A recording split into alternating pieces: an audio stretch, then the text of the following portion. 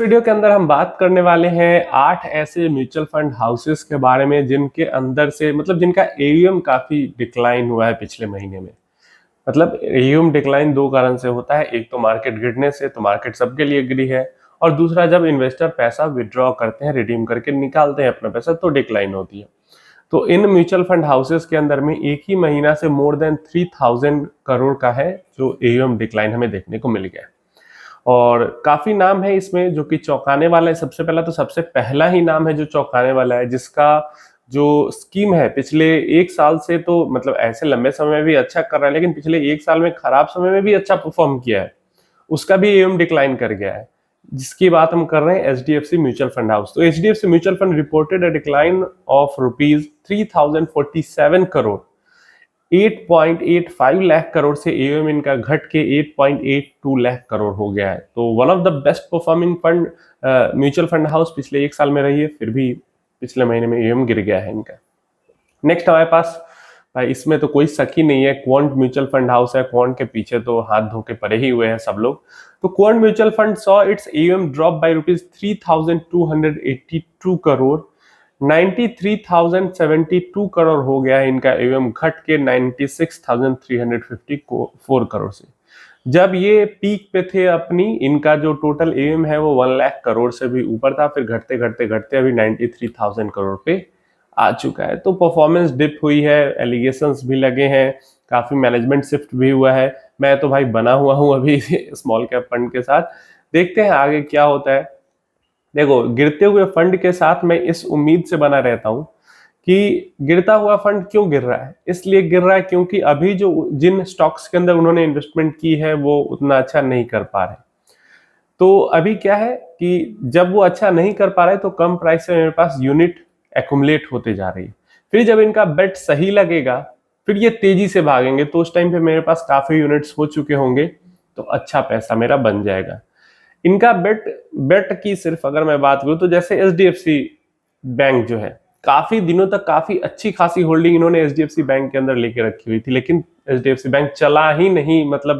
पिछले 6 महीने से चलना थोड़ा बहुत स्टार्ट किया है, 6-7 महीने से। उससे पहले और उसके बाद इन्होंने एग्जिट कर दिया, तब एग्जिट करने का बहुत कम कर दिया एलोकेशन, देन एचडीएफसी बैंक चलना शुरू हुआ। उससे पहले काफी सारा लेके बैठे हुए थे, लेकिन चला नहीं। बेट सही था इनका, लेकिन टाइमिंग गलत हो गई इनकी। देन अगेन अभी क्वांट पे और जियो फाइनेंस पे लेके काफी बड़ा बेट ये बैठे हुए हैं। अभी जिस तरीके की इनकी एक्सपेक्टेशन है उसके अकॉर्डिंग वो दोनों चल नहीं रहे हैं। अब देखते हैं टाइमिंग इनकी सही होती है या गलत होती है। अब देखो, ये तो मैं भी मानता हूँ भाई, रिलायंस के अंदर में तो जैसे जैसे ये डिमर्जर हो रहा है, वैल्यू अनलॉकिंग तो बहुत जबरदस्त होने वाली है, और ये बहुत लॉन्ग प्ले का गेम है रिलायंस वाला। मुझे लगता है 10 साल तक का ये या उससे ज्यादा बड़ा का गेम है। धीरे धीरे करके वैल्यू अनलॉकिंग होगी, उसके अंदर मार्केट साइज भी बढ़ेगा पूरे ग्रुप का। देखते हैं ये लोग कब तक बने रहते हैं उसके अंदर और कैसा परफॉर्मेंस मिल पाता है। नेक्स्ट हमारे पास आता है DSP mutual fund witnessed a decline of ₹3,355 crore, taking its AUM to ₹2.08 lakh crore in August from 2.12 lakh crore in July। 2,12,000 crore से 2,08,000 करोड़ हो गया है, और 3,355 करोड़ डीएसपी म्यूचुअल फंड से कम हो गए हैं। डीएसपी भी कोई उतना बुरा नहीं कर रहा है, एवरेज कर रहा है इसकी सारी वैल्यू को ले लो, या अभी के टाइम में पिछले एक साल में तो वैल्यू फंड इसका काफी अच्छा कर रहा है, या स्मॉल कैप वगैरह है, तो एवरेज अपना करते रहता है, ना कभी बहुत बुरा जाता है ना कभी बहुत अच्छा जाता है। आप कमेंट में बताना कौन सा म्यूचुअल फंड हाउस का नाम आपके लिए शॉकिंग है इसमें होना। मेरे लिए तो सबसे शॉकिंग भाई एचडीएफसी का ही होना था। नेक्स्ट हमारे पास आदित्य बिरला सन लाइफ आ जाता है, जिसके अंदर से 4,370 करोड़ निकल गए हैं, घट गए हैं। 4,25,000 करोड़ से घट के 4,20,000 करोड़ इनका टोटल एयूएम हो गया है। नेक्स्ट हम बात करते हैं यूटीआई म्यूचुअल फंड हाउस की। 3.78 लाख करोड़ से घट के 3.73 लाख करोड़ हो गया इनका टोटल एयूएम, और almost 5,000 crore and to be exact 4,919 crore का जो एयूएम ड्रॉप है हमें इसके अंदर देखने को मिल गया है। नेक्स्ट अगेन हमारे पास सरप्राइजिंगली जियो ब्लैक रॉक हो गया। जुलाई के अंदर इसके अंदर पैसा गया और अगस्त में इसके अंदर से काफी पैसा निकल भी गया है। जुलाई के अंदर में 17,900 करोड़ रुपए इसके अंदर चले गए थे, 17,900 करोड़। उसमें से 5,389 करोड़ ड्रॉप ही हो गया, तो अभी बचा कितना 12,513 करोड़, 12,000 करोड़ बचे हुए इसके अंदर में। तो ये भी सरप्राइजिंग है कि नया फंड हाउस आया, जुलाई में ही इसके एनएफओ लॉन्च हुए, पैसा भी अच्छा खासा मोटा उठा लिया, अगस्त में 5,000 करोड़ निकल भी गए। तो ये थोड़ा शॉकिंग है। फिर आते हैं हमारे पास SBI mutual fund house, the country's largest fund house by assets. Normal सी बात है भाई, बहुत बड़ा 12 लाख करोड़ पहुंच चुके हैं ये।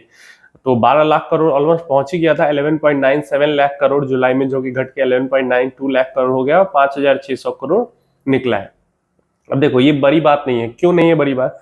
ये 12 लाख करोड़ में से 5,000 करोड़ निकला है और यहाँ पे कहीं पे 1 लाख करोड़ में से ही 5,000 करोड़ निकल जा रहा है। तो उसके अगेंस्ट में देखे तो बड़ी बात नहीं है।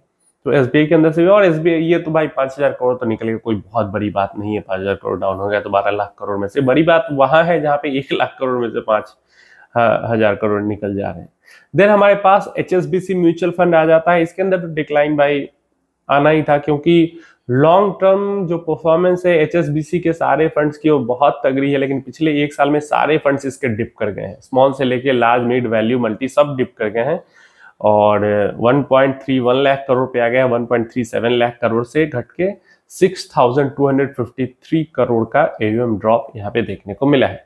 तो मेरे लिए इस लिस्ट में सरप्राइजिंग जो था वो था HDFC mutual fund and Jio black rock mutual fund. SBI okay कह सकते हैं, क्योंकि वहां पे 5,000 करोड़ से कोई बड़ा फर्क नहीं पड़ता। एचएसबीसी ऑब्वियस था, लॉन्ग टर्म परफॉर्मेंस अच्छी है लेकिन पिछले 1 साल में गिर रहा है। एक डीएसपी का भी देखे तो अगर 1 साल में पिछले परफॉर्मेंस काफी अच्छा रहा है और लॉन्ग टर्म परफॉर्मेंस इसकी एवरेज है डीएसपी की, फिर भी वहां से निकल रहा है, ड्रॉप हो रहा है। तो सारे फंड हाउसेज में से, इन फंड हाउसेज में से सबसे ज्यादा पैसा निकला है। अब ये भी ऑब्वियस बात है कि जो फंड हाउस सबसे ज्यादा बड़ा होगा उसमें से ज्यादा पैसा निकलेगा। तो एचडीएफसी इसलिए भी आ गया इस लिस्ट में क्योंकि बड़ा फंड हाउस है। एसबीआई भी आ गया इसलिए कि बड़ा फंड हाउस है, लेकिन छोटे भी तो है यहाँ पे। एक बड़ा भी है जो नहीं आया, आईसीआईसीआई की अगर बात करते हैं बड़ा है, कोटक बड़ा है, लेकिन वो नहीं है इस लिस्ट में, वहां पे इतना ड्रॉप नहीं देखने को मिला है। आप अपनी राय इसके बारे में नीचे कमेंट बॉक्स में जरूर देना, कौन सा आपको लग रहा है यहाँ पे होना चाहिए था, कौन सा नहीं होना चाहिए था। नेक्स्ट वीडियो के अंदर हम बात करेंगे कौन से म्यूचुअल फंड स्कीम्स हैं जहां पे एक एक स्कीम में भर भर के इनफ्लो आया है, मतलब उस पे लोग ज्यादा भरोसा दिखा रहे हैं या क्या चीज है। और ऐसा भी नहीं है, मतलब कुछ चेंज भी हुआ है इस चीज के अंदर में, उसके बारे में भी उस वीडियो के अंदर बात करेंगे। वो कल सुबह में वो वीडियो लेकर मैं आऊंगा। एक स्कीम के अंदर सबसे जितना कैटेगरी में इनफ्लो नहीं आता, सोचते हैं इन्वेस्टर कैटेगरी में इतना इनफ्लो आ जाए, उतना एक एक स्कीम के अंदर इनफ्लो हो रहा है। क्यों हो रहा है उसके बारे में भी बात करेंगे। उम्मीद है इन्फॉर्मेशन हेल्पफुल होगी। कोई क्वेश्चन क्वेरी है नीचे कमेंट बॉक्स में पूछ लेना।